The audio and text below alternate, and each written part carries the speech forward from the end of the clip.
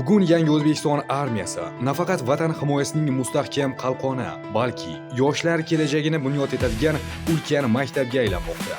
Endilikda har bir yigit muddatli harbiy xizmatni o'tabgina qolmay, balki kamida bitta kasb egasi bo'lib, mustaqil hayot sari dadil qadam tashlaydi. Yangi O'zbekiston armiyasida askarlarga 6 ta muhim imkoniyat yaratildi. Harbiy xizmat davomida zamonaviy kasb egallash, kasb sertifikatini qo'lga kiritish, IT va sun'iy intellekt yo'nalishida bepul chuqurlashtirilgan ta'lim olish, xizmat jarayonida oliy ta'limga kirish uchun test topshirish, oliy ta'lim uchun xorijiy til va fan sertifikatini olish xarajatlarini to'lab berish va foizsiz ta'lim krediti bilan qo'llab-quvvatlash. Kitobxonlik tanlovida g'olib bo'lib, elektromobilga ega bo'lish va xizmat muddatini qisqartirish imkoniyati. Milliy armiyamizda mutlaqo yangi tizim joriy etilmoqda. Unga ko'ra, endilikda harbiy qismlarda bitta askar, bitta kasb tamoyili asosida askarlarni kasbga tayyorlash bo'yicha 3 oydan 6 oygacha mo'ljallangan maxsus dasturlar ishlab chiqiladi.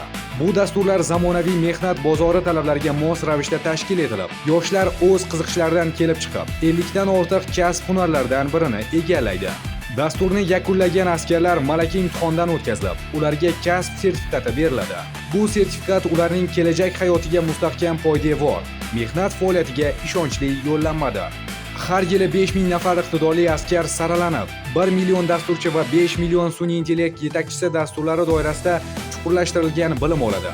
Bu esa yoshlarimizga zamonaviy texnologiyalar, raqamli iqtisodiyot va sun'iy intellekt sohasida yetakchi bo'lish imkonini beradi. Demak, armiya endi nafaqat jismoniy chiniqish, hayot maktabida toblanish, balki intellektual yuksalish maskaniga ham aylanmoqda. Shuningdek, askarlar harbiy xizmatni o'tayotgan davrning o'zida talaba bo'lish huquqiga ham ega bo'ladi. Ya'ni, muddatli harbiy xizmatchilar harbiy qismning o'zida oliygohga o'qishga kirish uchun imtihon topshirishi mumkin. Test sinovlaridan muvaffaqiyatli o'tib, talabalikka qabul qilingan askarlarga onlayn tarzda o'qish uchun shart-sharoitlar yaratiladi hamda ular muddatli harbiy xizmatni yakunlab, oliy ta'lim muassasasida o'qishni davom ettiradi. Bu imkoniyat yoshlarning vaqtini samarali tashkil etish, konstitutsiyaviy burchini ado etish bilan bir qatorda o'z bilimi va salohiyatini ro'yobga chiqarishga xizmat qiladi. Armiya safida turib, tanlagan kasbi va oliy ma'lumot sari dadil qadam tashlash imkoniyati yaratiladi. Bundan ko'rinib turibdiki, qurolli kuchlarimiz nafaqat jasorat, balki bilim va taraqqiyot maktabiga aylanadi.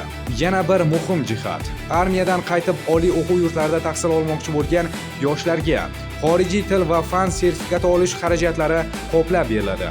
Agar ular oliygohlarga kontraktga kirsa, foizsiz ta'lim krediti ajratiladi. Bu davlatimiz tomonidan yoshlarga berilayotgan yuksak ishonch, ularning kelajagiga kiritilayotgan beqiyos sarmoyadir. Bundan tashqari, qurolli kuchlar tizimida oliy bosh qo'mondon sovrini, ya'ni elektromobil uchun kitobxonlik tanlovi yo'lga qo'yiladi. Maktab, litsey o'quvchilari, muddatli harbiy xizmatchilar, kursantlar, serjantlar va ofitserlar o'rtasida o'tkaziladigan ushbu ma'naviyat qalqoni respublika kitobxonlik tanlovi chinakam bilim va tafakkur bayramiga aylanadi. Okrug, qo'mondonlik, vazirlik hamda respublika bosqichlarida g'olib va sovrindor bo'lgan askarlarning xizmat muddati 1 oyga qisqartiriladi. Bu esa bilim va kitobxonlikka berilgan yuksak e'tibor ifodasidir. Bugungi armiya bu mardlik, matonat va sadoqat maktabi. Shu bilan birga, u bilim, kasb va ulkan imkoniyatlar maskanidir. Bu yerda yigitlar nafaqat chiniqadi, balki kasb egasiga aylanadi. Bilimli va kelajakka ishonch bilan qaraydigan inson bo'lib shakllanadi.